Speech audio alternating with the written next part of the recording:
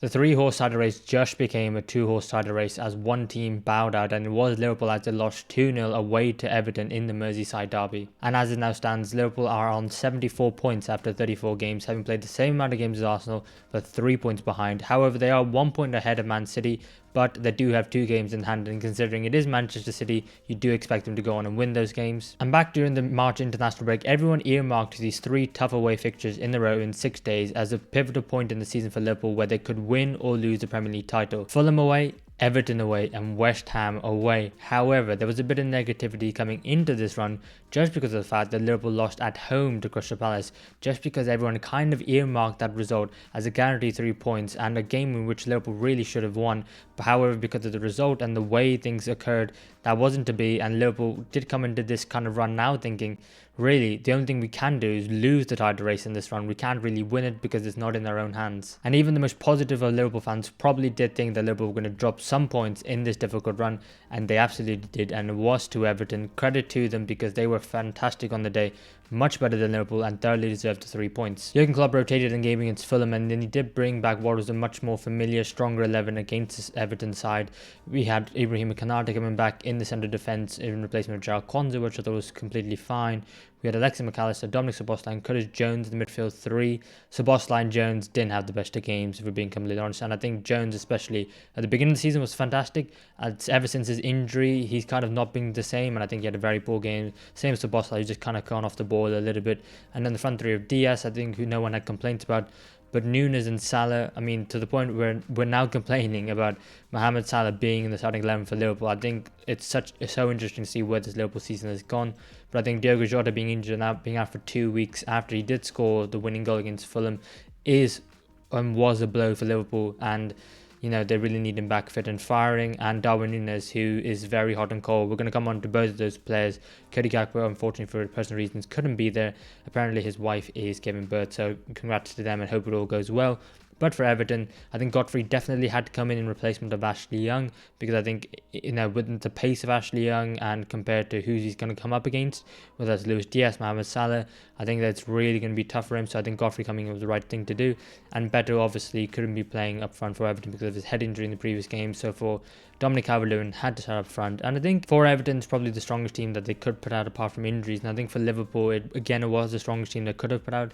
Maybe some question marks, which we're going to come on to later on. But I want to think about, how did Everton go about winning this game, and how could they have gone about winning this game? Well, I think it's quite straightforward. I think they had to bring Liverpool down to their level. They had to make Goodison Park a hostile atmosphere for Liverpool to come to, and one where they don't want to play. They had to be going for 50-50s, putting in strong challenges and making sure that Liverpool didn't want it as much as Everton did. And I kind of think to some extent that's exactly what happened. The first 20 minutes of the game was so frantic, but the undoing thing for Liverpool was the set pieces. And Liverpool were giving away a lot of free kicks early on in the game. Everton were being very clever in buying them, I think. I think a lot of them were actually quite soft, but they did take advantage of the set pieces. And this was the first one, which was a massive warning sign. Everton didn't score from this, but they did have a shot at the end of it, which if it wasn't for maybe a poor finish from Dominic Calvert-Lewin or maybe a fantastic save from Alisson Becker, whichever way you want to look at it, they could have found themselves 1-0 down even earlier than they did. And I think what I want to highlight here is the fact that at the bottom of the screen, you've got Jarrad Branthwaite and you've got James Tarkowski, the 2 centre-halves for Everton, up against Dominic Solanke and Trent Alexander-Arnold. And you've got Trent Alexander-Arnold and James Tarkowski, the second 2 before the very bottom, having a bit of a scuffle. And one thing I don't like here is Trent's defending in the situation. And what VAR has done, and what a consequence, which not a lot of people have realised, is all of a sudden defenders aren't looking to actually get to the ball before their man. They're actually looking just to push their man into an offside position, which is actually what Trent is trying to do to Tarkowski, and he's hoping the rest of his teammates will hold the line. And I think that's actually just a bit lazy, if anything. And I know Trent Alexander-Arnold has been heavily scrutinised for his defending so far this season and pretty much his entire career, and we all know he's focusing more on the attack. But in games like this, you just have to do the basics first and well, and I think it's a set piece, so there's no attacking play to be had here, so just focus on doing your job first. And I think James Tarkowski, he's definitely being targeted, Trent, and I think the centre halves do get the better of Liverpool here, and then in the goal, which we're going to go show in a minute. But here, as Dwight McNeil puts the ball in, just think to myself, can anyone else really be marking them instead of Szoboszlai and Trent? I do think just 3 players further up, you got Virgil van Dijk, you got Darwin Núñez, and you got Ibrahim Konate marking one Everton man. And I'm just kind of thinking to myself, could really one of them step across a bit more, try and get to that header before James Tarkowski wins it? Maybe, but at the end of the day, maybe you could just say it's cleverly worked by Everton. But the one thing, and I think that's the big issue, is the second player down for Liverpool is, I think, Andy Robertson. He's up against 2 Everton players there. One of them happens to be Dominic Calvert-Lewin. And I was thinking to myself, that 2v1 further up there, that's an issue because that's where the ball is going to go. James Tarkowski is going to head the ball back, and I should actually show you now. Tarkowski wins a header, and Trent Alexander-Arnold isn't even tracking him back. Virgil van Dijk ends up being in that position, but because Tarkowski has the run on him, he's able to get to the header first. And Tarkowski isn't even trying to score here. He's trying to head it back towards the back post where Dominic Calvert-Lewin is. And it's Calvert-Lewin versus Alexis McAllister and Andy Robertson at the back post, and really we all know there's only ever going to be one winner in that situation, and it was Dominic Calvert-Lewin. Thankfully for Liverpool, he didn't quite score. Unfortunately for Everton, you really think that that's a great chance, but that is a very early warning sign for Liverpool, and they don't take advantage of it because they end up having a free kick in a very similar situation a few minutes later, and Everton end up scoring from it. And here we are again. It looks pretty much identical. It's a little bit wider for the free kick for Everton, and the Liverpool back line is a little bit deeper. However, it is the same setup for Liverpool, and it is the same setup for Everton. You got Branthwaite and you got Tarkowski on the back post against Szoboszlai and Trent Alexander-Arnold, and you know exactly where the ball is going. It's going towards the back post. But this time, instead of Tarkowski, it's actually Branthwaite who gets on the end of the cross. Van Dijk is blocked by Tarkowski, and therefore he has a free header against Szoboszlai, who isn't really doing much apart from standing his ground and trying to give him a little bit of a nudge. He's not challenging for the ball in the air at all. And again, the ball is at the back post. You can't actually even see it here because I think it's a bit of a blur. It's moving a bit too fast. But trust me, that ball is at the back post. Thankfully, this time for Liverpool perspective, Alexis McAllister gets on the end of it. But Decore is there, Dominic Calvert-Lewin is there, and really Liverpool need to be doing better. But what they don't do here is in the second phase of play, Trent Alexander-Arnold doesn't clear the ball far away enough. He actually doesn't even get his head to it whatsoever, and Everton end up recycling the ball, and this is what cost Liverpool. And a part of me does think it's a bit lucky for Everton. I think Tarkowski's here, and if you look at his position there, he's trying to put the ball back into the box. Harrison ends up with it, and he ends up passing it to Ben Godfrey in the middle. He's not really looking at anyone. He kind of more of a hopeful ball back into the box. I don't think he's intentionally found out Harrison. I don't think he has that vision or quality. If I'm being honest, maybe I'm being a bit harsh. But I think it is a lucky ball back in the box, but Liverpool have to deal with it a lot better. But then Godfrey does have the shot. It's blocked by Robertson. However, the ball bounces back off Jones. And then Liverpool are in this position. And I'm not sure exactly if Ibrahim Konate gets a bit of a touch, or if it's a shout, or Alexis McAllister just is unable to clear it. However, what I do think is, from Liverpool's perspective, this is a very, very, very soft goal to concede. You try and think of like, oh, was there an amazing moment of skill from the opposition where we just tactically outworked? And in this case, I just think from Liverpool's perspective, it was just soft. I think that's the only way I can describe it. And as a defender, you go out there, you think to yourself, okay, maybe back in the day, maybe not nowadays, but you think to yourself, all right, whatever we do, we keep a clean sheet. And this is such a bad way to concede a goal, especially early on, away from home, in the Merseyside Derby, and Branthwaite puts the ball in the back of the net, despite the fact that Alisson almost makes a wonder save, and Liverpool find themselves 1-0 down. And I think, to be fair, at this moment in time, rightly so, Everton had been all over Liverpool, winning 50-50 duels, getting balls into the box, getting behind the fullbacks, and they were phenomenal up until this point. And I think they deserved it. But the issue is, Liverpool did have chances, and Everton did ride the luck a little bit. And, you know, most of the Liverpool chances came from Trent Alexander-Arnold playing wonderful balls behind the lines into players who had 1 or 2 touch passes, and then were able to find space quickly and turn the Everton defence. And in this situation, Darwin Núñez finds himself one-on-one with Jordan Pickford, and honestly, he has to score. I remember screaming when he didn't. I was thinking to myself, you're not going to get many chances. Everton are 1-0 up. They're defending really, really deep and defending quite well up until this point. You have to convert your chances. You have to be clinical. And this is where I thought to myself, oh, if this was Diogo Jota in the box, Liverpool are 1-1. Everton are on the ropes there because Liverpool are going to come at them. But because it's Darwin Núñez, he just goes for power and he hits it straight at Jordan Pickford. I think Maybe Pickford's positioning is good, but you probably expect most Premier League goalkeepers to be in that exact position. And I just thought to myself, oh, Núñez, you've got to be doing better. And then Luis Diaz has this other big chance for Liverpool in the first half. There are only 2 big chances in the first half. Both of them, you probably would have said Liverpool should score, but I think this one from Luis Diaz is a little bit harder. If you see him there, he's a little bit more off balance. He's jumping in the air. The ball's coming to him at an awkward angle around his hip height. So I don't think you can blame him too much for not scoring this one. But when you think about the XG of the chances and the quality players that Liverpool have, you'd expect them to make more of the chances. You expect a better save rather than both of the shots going straight towards the goalkeeper. I think that was most frustrating. I don't think Pickford, apart from his positioning, had to do much apart from just stand in the way. And I think if they were maybe more to the left or to the right, you could have given the goalkeeper something a bit more to do. But again, I'm not blaming Luis Diaz for this one. But I think, this is another one where he should at least do better. And again, we come to Darwin Núñez and we come to Liverpool and their inability to take their chances. And this has not been going on all season. It's been going on especially in the last few weeks, especially. I think when you think about the amount of 5v1s or 5v2, that Liverpool have had against opponents, immediately comes to mind. There's a 5v2 versus Arsenal in the home game for Liverpool, where Trent Alexander-Arnold hits the crossbar. There's a 5v2 versus Man United, I think in the FA Cup and the league game. And I just think to myself, there's so many chances that they've had, which they should do better in. And I think one player who is the epitome of that is Darwin Núñez. The ball comes to him from Trent Alexander-Arnold. He needs to have a better touch here. He takes it wide and then he just has a shot first time, and I think that's a goal. But I think I saw something maybe a week ago that he's got the worst big chance conversion of any player in Europe's top 5 leagues with 19.4%. That was a couple of weeks ago. That's probably a bit higher now. Somehow he ends up fumbling it, but he ends up passing it to Mohamed Salah, who has 2 shots which are uncharacteristically, one blocked and was going wide anyway, and one massively over the bar.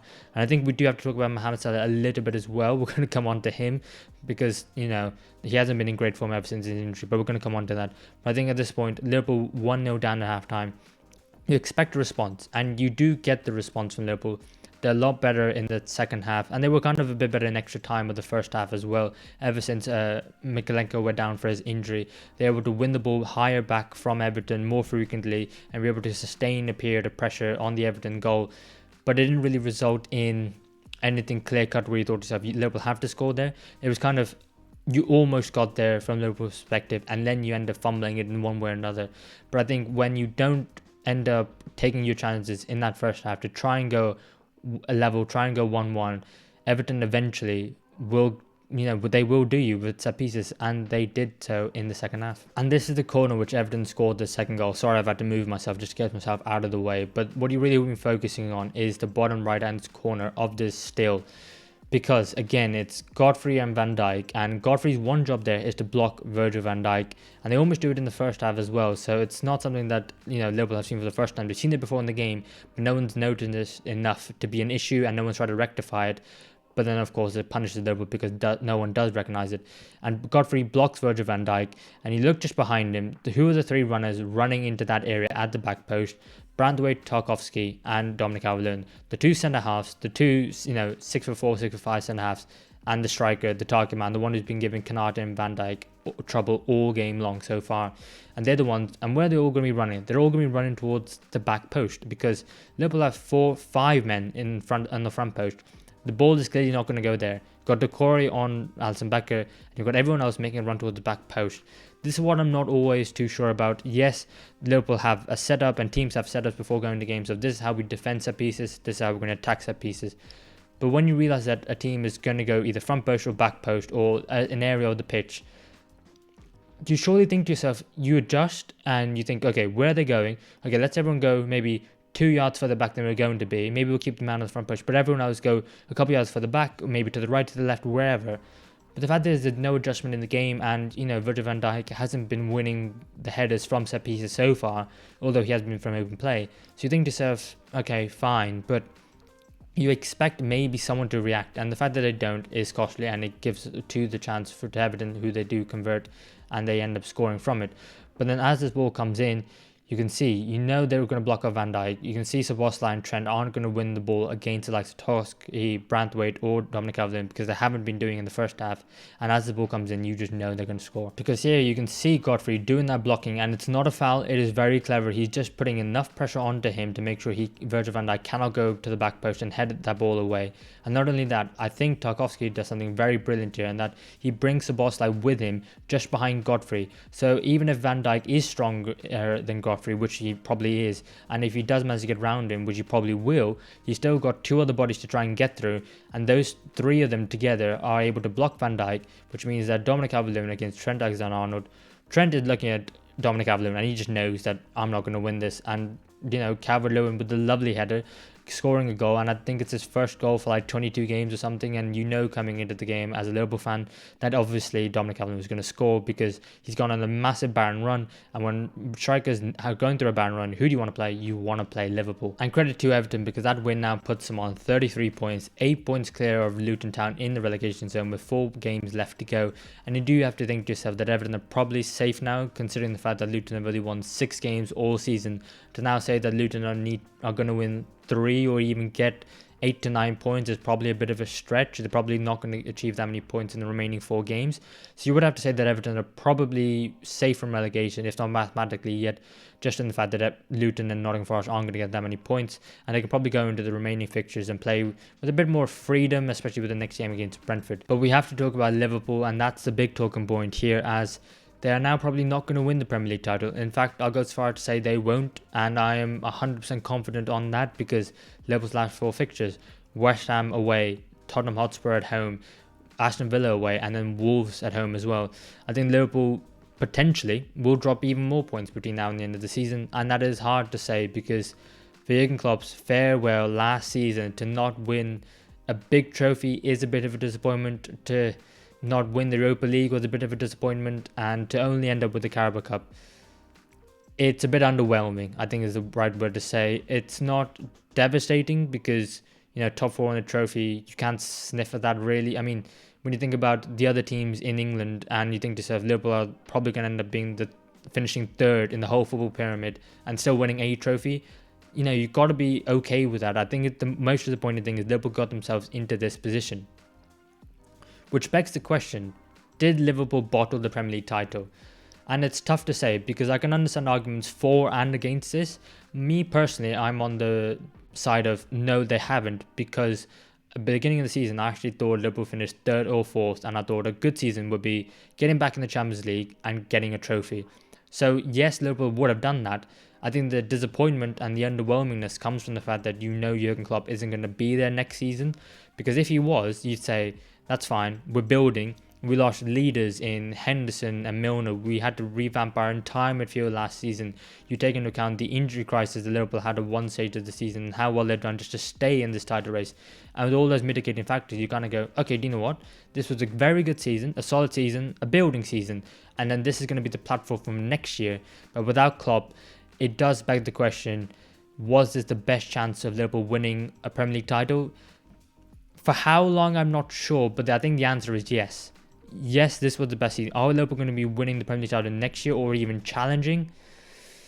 You'd have to be a brave man to say they are going to be challenging for the league next season because there are so many more unknowns. The new manager, the way they're going to play. I mean, at this point, who even is going to be the new manager? Is it going to be Arne Slot or is it going to be someone else? So I'm going to say no, Liverpool haven't bottled it because I don't think they should be in this situation. What I will say is when they did get themselves in this position, to look at the fixtures and think to yourself, right, where are Liverpool going to drop points?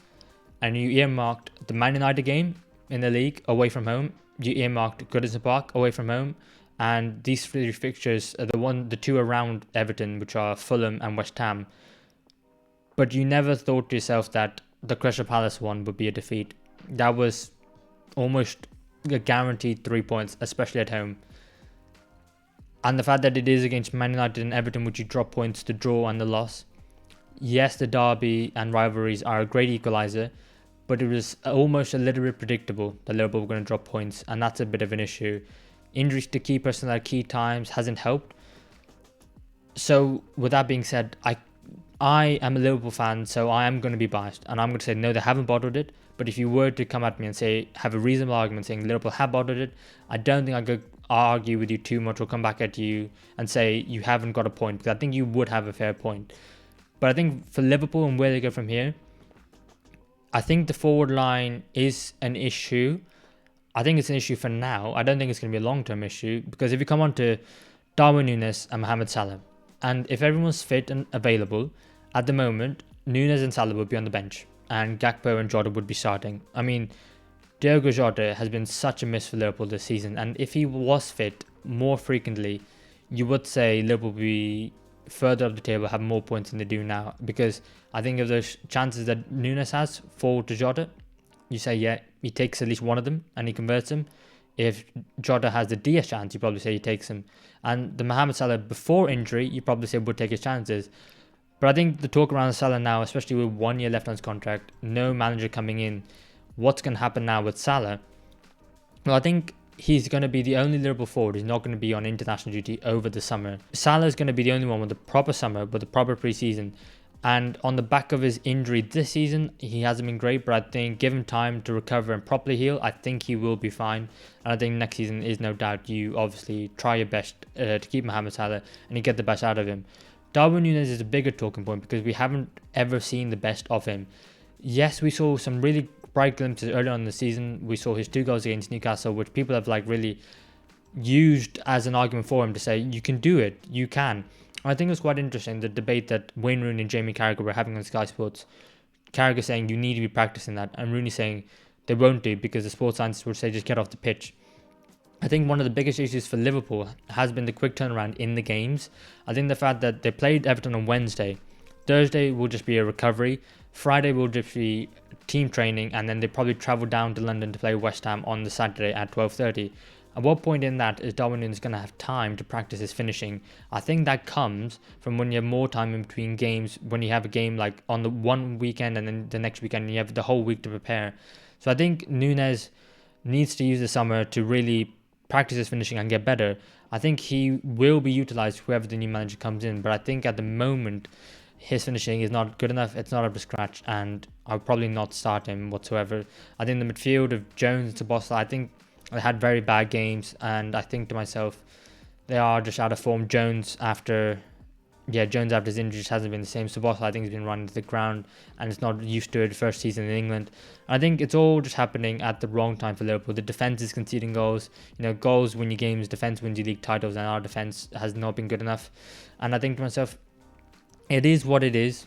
Let's just hope that for the sake of Jurgen Klopp, Liverpool can win the last 4 games or get a decent point served from the last 4 games, get themselves in a decent position, get themselves third and end the season on a little bit of a high and look forward to the next season. Because I think for now, Liverpool will not be winning the Premier League title.